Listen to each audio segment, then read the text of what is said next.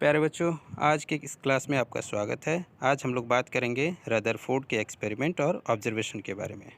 Rutherford का जन्म 1871 को न्यूजीलैंड में हुआ था। बचपन से ही दुर्लभ प्रतिभा के धनी रदरफोर्ड आखिरी समय में भी एक्सपेरिमेंट करते रहे और इनके एक्सपेरिमेंट से एटम और न्यूक्लियस के बारे में कई चौंकाने वाले पॉइंट्स हमारे पास सामने आए। चलिए आज स्टार्ट करते हैं हम लोग रदरफोर्ड के एक्सपेरिमेंट के बारे में।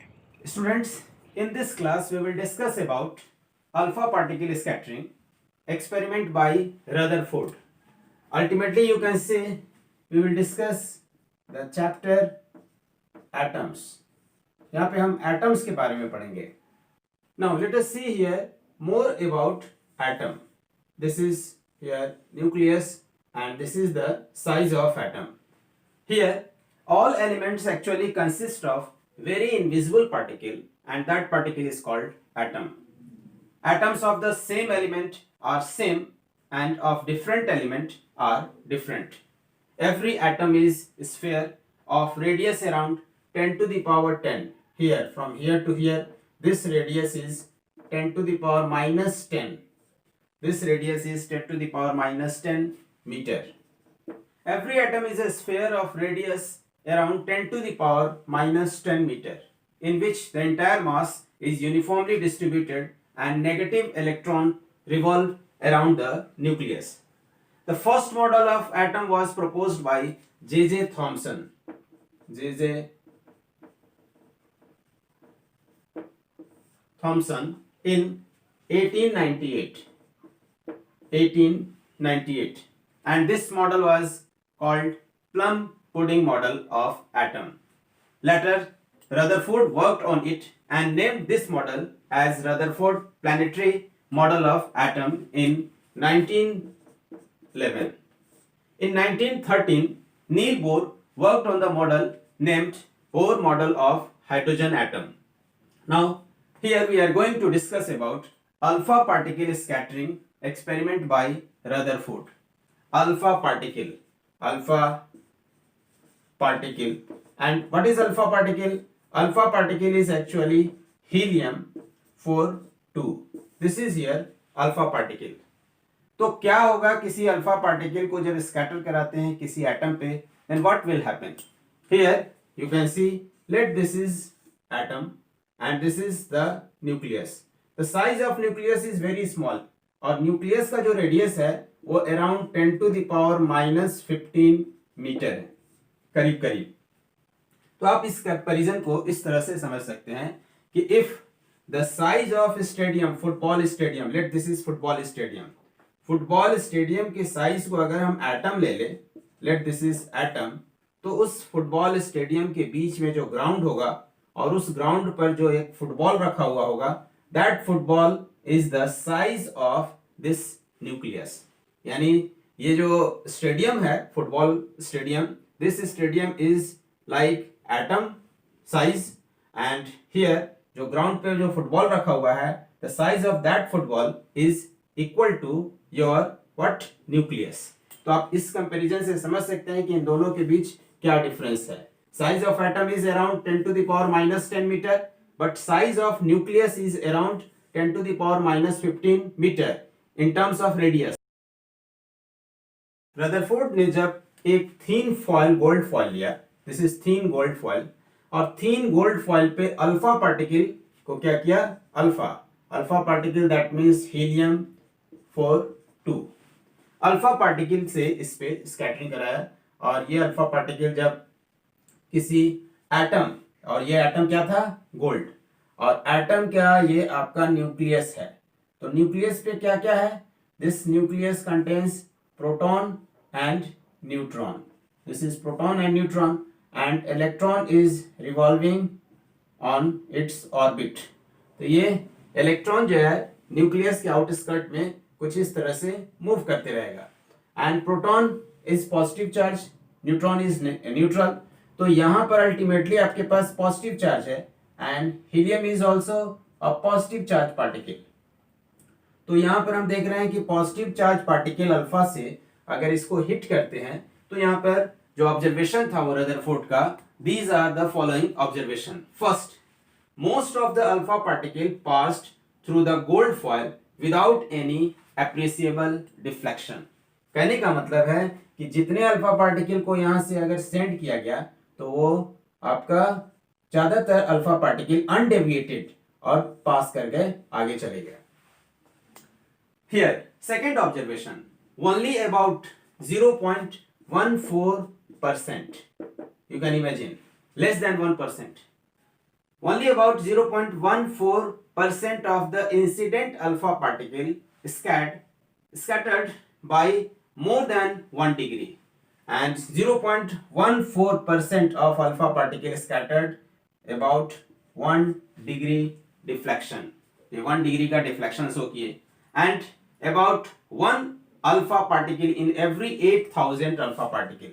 सोचिए 8000:1 का रेशियो है. 8000 अल्फा पार्टिकल में से केवल एक alpha particle deflected by more than 90 degree. ये 90 डिग्री से ज्यादा क्या हुआ, डेविएट कर गया कुछ इस तरह से. Next, total number of alpha particle scattered through an angle. After alpha particle scattering experiment by Rutherford, he observed the following conclusion, and these are the conclusion step by step. First, about atomic nucleus. Every atom consists of central core, and that is called atomic nucleus, in which the entire positive charge and almost entire mass of the atom is concentrated. यहाँ पे बोला गया कि लगभग हर atom के अंदर में एक न्यूक्लियस है जहां पर यह एज्यूम किया जाता है कि whole mass of the atom is concentrated at that part, and लगभग 90% मास जो है वहीं पर कॉन्सेंट्रेटेड है. Second, about size of nucleus. The size of nucleus is about 10⁻⁻15 metre. ये न्यूक्लियस का साइज है, जबकि एटम का साइज क्या है, 10⁻⁻10 metre. This is the size of atom. You can here compare. Next, third point, positive and negative charge particle. The atomic nucleus is surrounded by certain number of electrons. An atom on whole is electrically neutral. The total negative charge of electron surrounded the nucleus is equal to the total positive charge of the nucleus. That means कि आपके जो atom है वो electrically neutral होता है. जितना यहाँ पर पॉजिटिव चार्ज है लगभग उतने ही इलेक्ट्रॉन इसके चारों तरफ मूव करते हैं, और ये दोनों पॉजिटिव नेगेटिव चार्ज इस एटम को इलेक्ट्रिकली न्यूट्रल बना देते हैं. Fourth point, electron revolves in various orbits. These electrons revolve around the nucleus in various circular orbits as the planets do around the sun. जैसे सन के चारों तरफ प्लैनेट्स मूव कर रहे हैं, ठीक उसी तरह से जो इलेक्ट्रॉन है वो भी न्यूक्लियस के चारों तरफ क्या हो रहा है, मूव कर रहा है. The centripetal force required by electron for the revolution is provided by electrostatic force. जो इन दोनों के बीच, this is electron and this is here proton और न्यूट्रॉन है, this is positive charge. तो पॉजिटिव और नेगेटिव के बीच जो इलेक्ट्रोस्टैटिक फोर्स काम कर रहा है, that electrostatic force is Fe, और ये सेंट्रीफ्यूगल फोर्स क्या कर रहा है, इसको बैलेंस कर रहा है. दैट मींस यू कैन से here the electron for revolution is provided by electrostatic force of attraction between the electron and nucleus. Now the term distance of closest approach, distance of closest approach. तो यहां पर हम देखते हैं कि when alpha particle, जब alpha particle को scatter कराया गया इस आपका गोल्ड फॉइल पे, दिस इज गोल्ड फॉइल, और ये हमारे पास एटम है, तो कुछ अल्फा पार्टिकल जो आपका बैक बाउंस कर गए, ये सीधे चला गया और ये बैक बाउंस कर गया, and that is with 180 degree. तो ये अल्फा पार्टिकल न्यूक्लियस के सबसे करीब पहुंचा. This alpha particle here and this is negative charge, this is positive charge, your nucleus, and alpha particle is also positive charge. तो positive के बीच ये क्या है, रिपल्सन, और ये बैक बाउंस हो गया. तो दिस डिस्टेंस इज r0, इस डिस्टेंस को r0 बोलते हैं, and this distance is called distance of closest approach. That means you can say, as the alpha particle approaches the nucleus, the electrostatic force of repulsion due to nucleus increases and the kinetic energy of alpha particle goes on converging it into electrostatic potential energy at the certain distance r naught. और इसी distance को हम यहाँ बोल रहे हैं r naught. At a certain distance r naught from the nucleus, whole kinetic energy of alpha particle converts into electrostatic potential energy and alpha particle cannot go further close to nucleus. इसके बाद वो क्या हो गया, back bounce कर गया. And this distance r naught is called distance of closest approach. तो देखते हैं इसको analytically. How will you find the distance of closest approach. तो ये पता चल गया कि डिस्टेंस ऑफ क्लोजेस्ट अप्रोच हम किसको बोलते हैं. तो दिस पर्टिकुलर डिस्टेंस जिसके आगे वो नहीं एक्सीड कर सकता था, बढ़ नहीं सकता था, that distance is called distance of closest approach.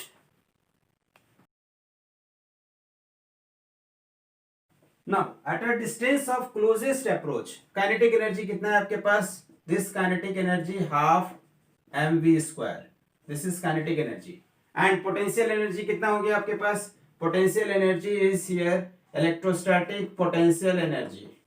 Electrostatic potential energy is half 1 by epsilon naught, sorry, 1 by 4 pi epsilon naught.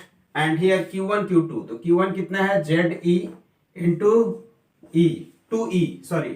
This is the charge on helium and this is here 2E divided by R naught. This is your electrostatic potential energy. और हम लोग यहां पर देख रहे हैं m क्या है, mass of m is here mass of alpha particle.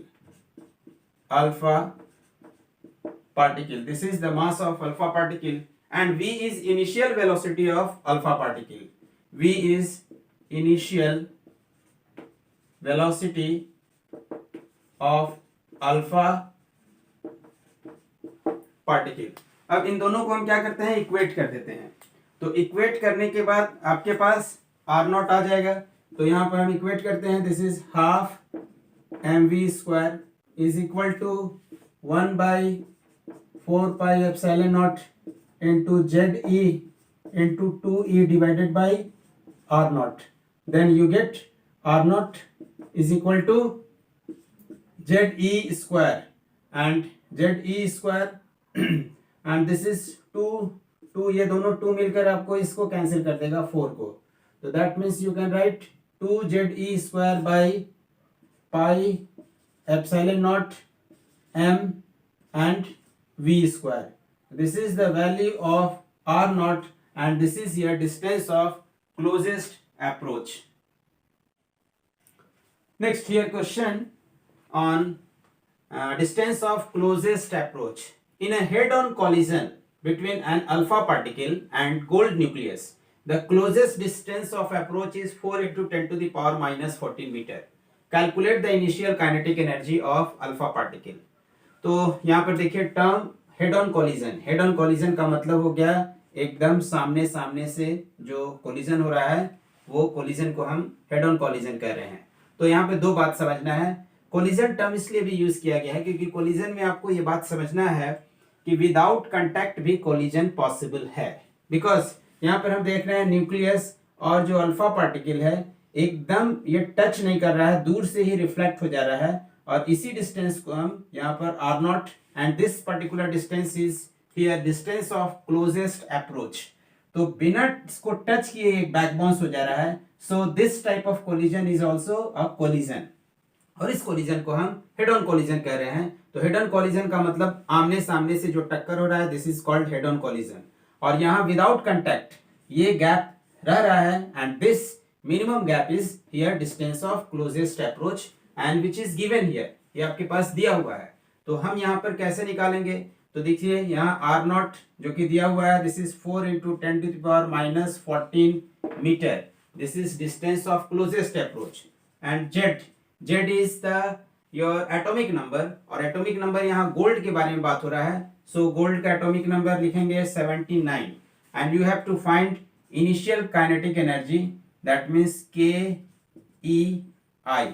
तो काइनेटिक एनर्जी का अल्फा पार्टिकल के लिए हम फॉर्मूला लिखेंगे, this is here Z E into 2e, ये हो गया charge Z E into 2e divided by here 4 pi epsilon not and into here R. तो ये जो है आर नॉट जो है वो डिस्टेंस है, जो कि काइनेटिक एनर्जी पूरी तरह से कन्वर्ट हो जा रहा है पोटेंशियल एनर्जी में। और कौन सा पोटेंशियल एनर्जी है ये? Electrostatic potential energy.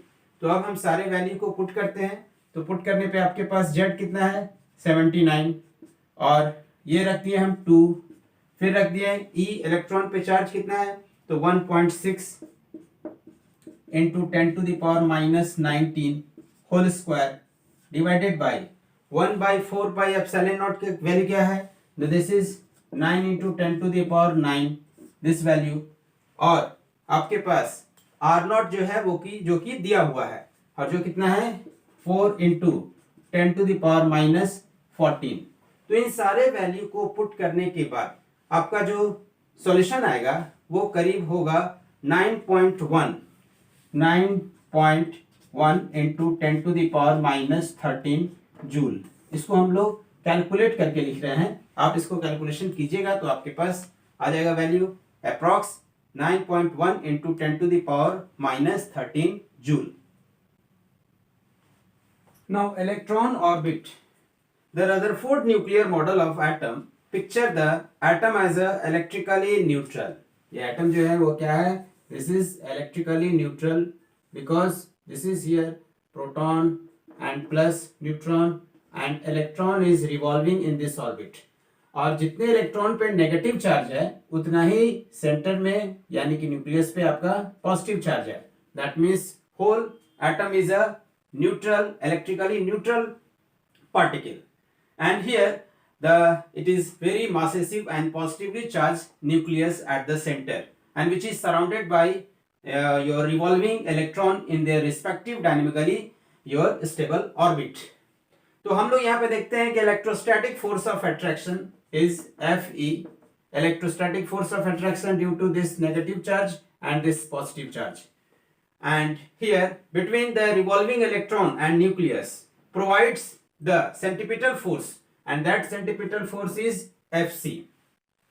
तो हम यहाँ पर इसके लिए इक्वेशन लिख सकते हैं, बिकॉज हियर z is 1, तो z1 लेते हैं तो हमारे पास आ जाएगा ये 1/4 pi epsilon naught into this is e square divided bye r square and Fc is your mv square by r। तो एक r को हम कैंसिल कर देते हैं तो आपके पास जो r है वो आ जाएगा आपके पास, this is e square by 4 pi epsilon not and into mv square. This is the relationship between radius of the orbit and velocity.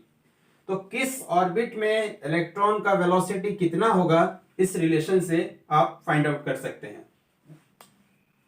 Next the kinetic energy की, काइनेटिक एनर्जी हमारे पास क्या है, this is half mv square, और इसके पहले just पहले हमने जो रिजल्ट देखा था वो आपके पास आया था mv square by r is equal to e square by 4 pi epsilon naught into 1 by your r square, sorry r square, ये आपके पास वैल्यू आया था। क्योंकि यहाँ पर हम हाइड्रोजन लाइक एटम देख रहे हैं तो z को हम 1 लिए हैं, तो अब आप इससे क्या कर सकते हैं, r को कैंसिल, तो आपके पास रिजल्ट है mv square is equal to e square by 4 pi epsilon naught r। Now you can substitute this value, इस वैल्यू को हम यहाँ अगर सब्स्टिट्यूट करेंगे तो आपके पास काइनेटिक एनर्जी आ जाएगा जो कि half and this is e square, इसको हम यहाँ सब्स्टिट्यूट करेंगे तो आएगा this is 4 pi epsilon naught r, that means kinetic energy equals to e square divided by 8 pi epsilon naught r, this is the kinetic energy. ये आपके पास kinetic energy का फॉर्मूला है। Now what will be the potential energy, तो potential energy हम क्या लिखेंगे, kinetic energy अभी आपके पास आया, काइनेटिक एनर्जी को हमने लिखा this is here E square divided by 8 pi epsilon naught R. This is kinetic energy. And potential energy U is equal to minus, and this value is E square 4 pi epsilon naught R. This is your potential energy. तो अब क्या है potential energy, ध्यान रखेंगे यहाँ पर negative है, and here kinetic energy is positive. That means total energy, that means here negative sign of potential energy signifies that electrostatic force in the is in the negative r direction. Negative r direction है, and this is attractive in nature. Thus the total mechanical energy, ये आपके पास mechanical energy is equal to kinetic energy plus potential energy. तो kinetic energy आपका क्या है, this is E square by 8 pi epsilon naught r, and potential energy is E square 4 pi epsilon not R. अब इन दोनों को सम करेंगे तो आपके पास वैल्यू आ जाएगा negative, that means minus E square 8 pi epsilon not R. This is the value of total energy. That means you can say the total energy of electron is negative.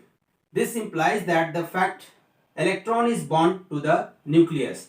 If E is the positive charge, then electron will not follow the closed orbit around the nucleus, and it will leave the atom. Next, तो हम लोग यहाँ देख रहे हैं कि देखिए research कुछ इसी तरह से होता है, कुछ उसका फ्रूटफुल रिजल्ट होता है, कुछ ड्रॉबैक्स होता है, फिर वो प्रोसीड करता है. तो यहाँ पर हम देख रहे हैं कि रदरफोर्ड मॉडल का भी कुछ ड्रॉबैक्स था. तो ड्रॉबैक्स का ये मतलब नहीं हो गया कि इस एक्सपेरिमेंट में सारे रिजल्ट आपके रॉन्ग थे, कुछ पॉजिटिव रिजल्ट भी थे जिसको कि आगे प्रोसीड किया गया.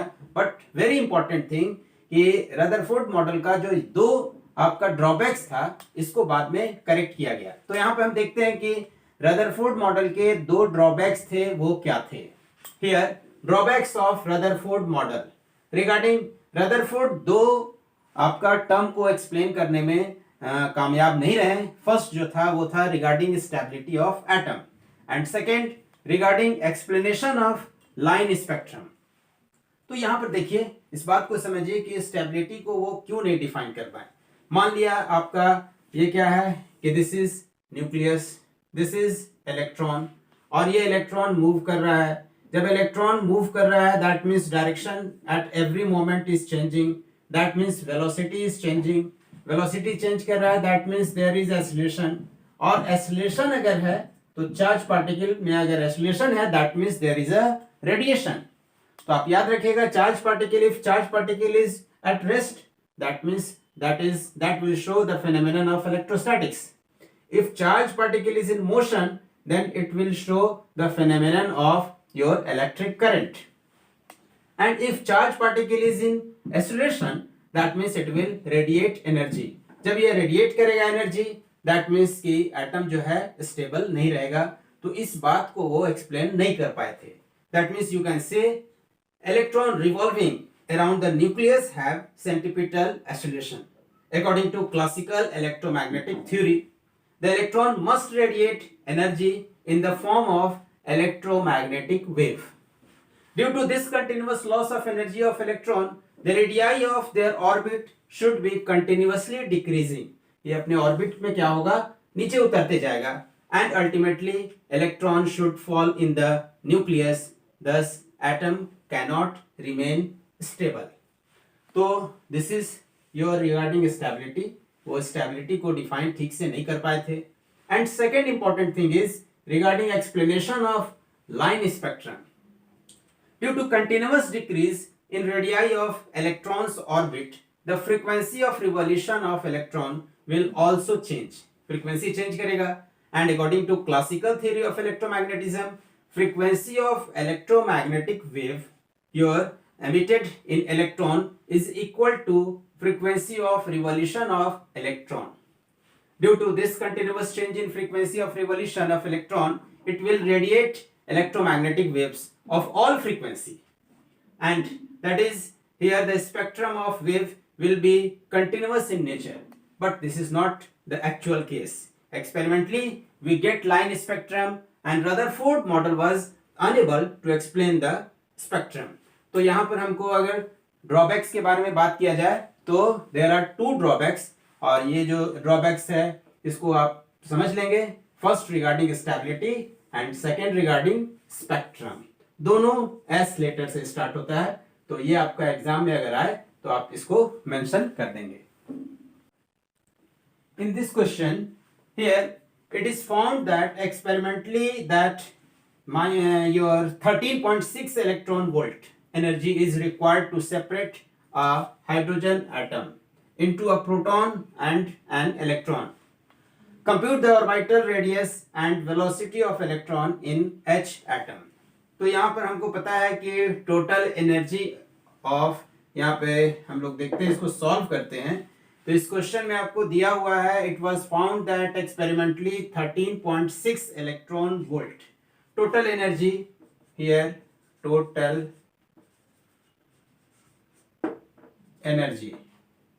energy is equal to here negative, that means minus 13.6 electron volt. This is energy, and this energy you can convert it into joule. इसको जूल में भी कर सकते हैं कन्वर्ट. तो ये आ गया minus 13.6 into 1.6 into 10 to the power minus 19. इसको हम इलेक्ट्रॉनिक चार्ज से इंटू कर देते हैं और इसको हम, ये आपके पास आ गया जूल में वैल्यू. तो ये कितना जूल लगभग आएगा, इसको सॉल्व करने के बाद आप इवेल्युएट करेंगे तो आपके पास आएगा -2.2 into 10 to the power minus 18 joule. इस इलेक्ट्रॉन वोल्ट को हमने कन्वर्ट कर दिया जूल में. नाउ टोटल एनर्जी का क्या फॉर्मूला है आपके पास. Total energy is equal to negative e square divided by 8 pi epsilon not R.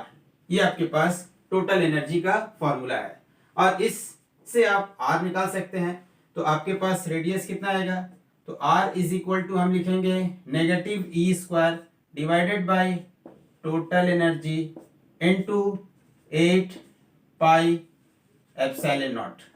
This is your value. ये आपके पास वैल्यू आ गया. तो अब हम लोग क्या करेंगे, हम लोग इसको पुट कर सकते हैं इस वैल्यू को.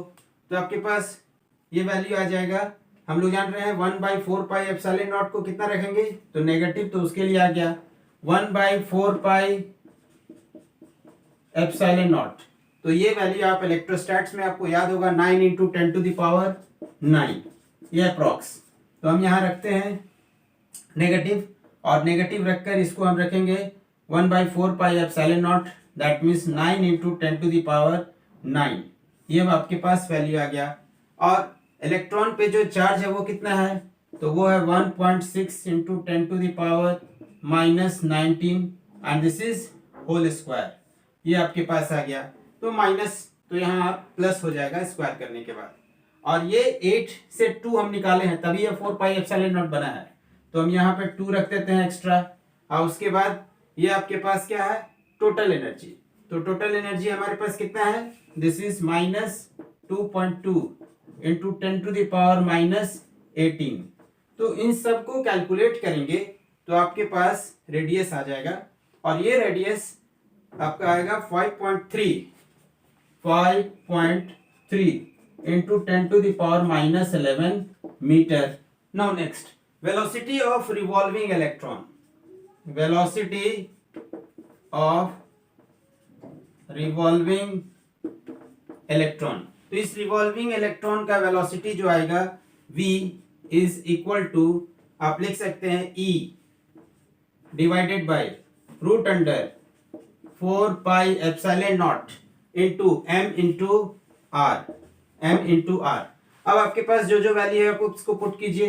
तो v is equal to electron का चार्ज कितना है, this is 1.6 into 10 to the power minus 19. This is the value. Next 4 आप पुट कर दीजिए. पाई का वैल्यू लगभग रख दीजिए 3.14. एप्सिलॉन नॉट का वैल्यू डाल दीजिए 8.85. इंटू 10⁻⁻12, ये वैल्यू भी हमने पुट कर दिया। नेक्स्ट फिर से इलेक्ट्रॉन का मास जो कि कितना है 9.1 into 10⁻31, this is -31 into radius, तो ये रेडियस आपके पास कितना है 5.3, जो कि अभी आप कैलकुलेट किए थे जस्ट इससे पहले, तो वो था 5.3 into 10⁻⁻11।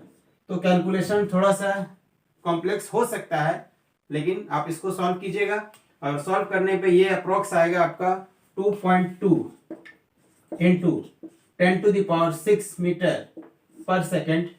Understand the another term, that is scattering angle. Scattering angle. What is scattering angle? Angle by which alpha particle gets deviated from its original path around the nucleus is called angle of scattering. और एक और term है जिसको हमको समझना है, and second term is here impact parameter. Impact parameter. What is impact parameter? The perpendicular distance of the velocity vector of alpha particle from the central line of nucleus of an atom is called impact parameter.